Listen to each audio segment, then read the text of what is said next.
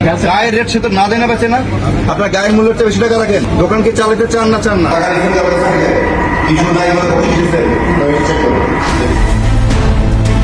একসময় যে বিমানবন্দরে পা দিলেই শুরু হতো হয়রানি, সেই শাহজালাল আন্তর্জাতিক বিমানবন্দরে এখন শোনা যাচ্ছে প্রশংসার কথা।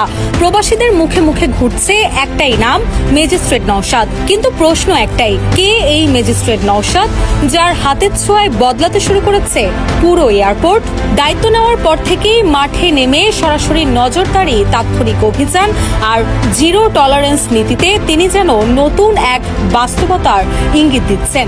প্রশ্ন উঠছে, দালাল, লাগেজ কাটা, অতিরিক্ত অর্থ আদায়, দীর্ঘদিনের এই চিত্র কি তবে এবার বদলাতে শুরু করেছে? দীর্ঘদিন ধরে যাত্রী হয়রানি, লাগেজ কাটা ও চুরি, দালাল চক্র এবং অতিরিক্ত অর্থ আদায়ের অভিযোগে আলোচিত ছিল হযরত শাহজালাল আন্তর্জাতিক বিমানবন্দর। বিশেষ করে বিদেশ ফেরত প্রবাসীরাই দেশে ফিরে সবচেয়ে বেশি ভোগান্তির শিকার হতেন। বিমানবন্দর পার হওয়াটাই যেন ছিল একটি ভয়ের নাম। তবে সাম্প্রতিক সময়ে সেই চেনা চিত্রে ধীরে ধীরে পরিবর্তনের ইঙ্গিত মিলছে।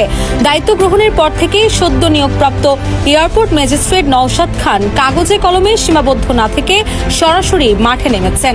ছোট একটি স্কুটারি করে বিমানবন্দরের বিভিন্ন গুরুত্বপূর্ণ পয়েন্টে নিয়মিত টহল দিচ্ছেন তিনি। যাত্রীদের সঙ্গে কথা বলছেন, শুনছেন অভিযোগ, আর অনিয়ম দেখা মাত্রই নিচ্ছেন ব্যবস্থা।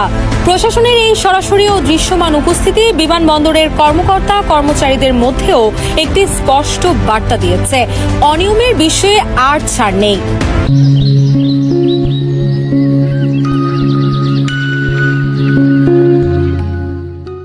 বর্তমানে প্রবাসীদের জন্য সবচেয়ে বড় স্বস্তির জায়গা হয়ে উঠেছে লাগেজ ব্যবস্থাপনা।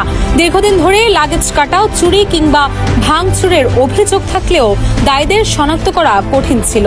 এই সমস্যার সমাধানে বাংলাদেশ বিমান তাদের নিজস্ব ফ্লাইটে লাগেজ উঠানো নামানোর সঙ্গে যুক্ত কর্মীদের শরীরে বডি ক্যামেরা ব্যবহার শুরু করেছে। প্রতিটি কর্মীকে দায়িত্ব শুরুর আগে বডি চেক করে ক্যামেরা পরিয়ে কাজে পাঠানো হচ্ছে। লাগেজ ওঠানো ও নামানোর পুরো প্রক্রিয়ায় এখন রয়েছে ক্যামেরার আওতায়। এয়ারপোর্ট ম্যাজিস্ট্রেটের পক্ষ থেকেও এই কার্যক্রম নিয়মিত তদারকি করা হচ্ছে। নওশাদ খান নিজেও তার টিম নিয়ে একাধিকবার সশরীরে লাগেজ ব্যবস্থাপনার কার্যক্রম পরিদর্শন করেছেন। কোনো অনিয়ম ধরা পড়লেই সঙ্গে সঙ্গে আইনানুগ ব্যবস্থাও নেওয়া হচ্ছে বলে জানিয়েছে সংশ্লিষ্ট সূত্র। শুধু তাই নয়, লাগেজের পাশাপাশি দালাল চক্র, অতিরিক্ত ভাড়া আদায় এবং বিমানবন্দরের দোকানগুলোর অনিয়মের দিকেও নজর দেওয়া হয়েছে। সম্প্রতি পণ্যের দাম বেশি নেওয়ার অভিযোগ প্রমাণিত হওয়ায় বিমানবন্দরের দুটি দোকানকে মোট 40,000 টাকা জরিমানা করা হয়। দ্রুত সিদ্ধান্ত ও তাৎক্ষণিক শাস্তির ফলে যাত্রীদের মধ্যেও আস্থা তৈরি হয়েছে। এ বিষয়ে এয়ারপোর্ট ম্যাজিস্ট্রেট নওশাদ খান বলেন, প্রবাসী ও সাধারণ যাত্রীদের হয়রানি, লাগেজ কাটা বা চুরি এবং দালাল চক্রের বিরুদ্ধে জিরো টলারেন্স নীতি অনুসরণ করা হবে। কোনো যাত্রী হয়রানির শিকার হলে দ্রুত অভিযোগ জানানোর আহ্বান জানানো হয়েছে। অভিযোগ গ্রহণের জন্য সরাসরি যোগাযোগের ব্যবস্থাও রাখা হয়েছে। আপাতত প্রবাসী ও যাত্রীদের প্রত্যাশা একটাই, এই পরিবর্তন যেন সাময়িক না হয়।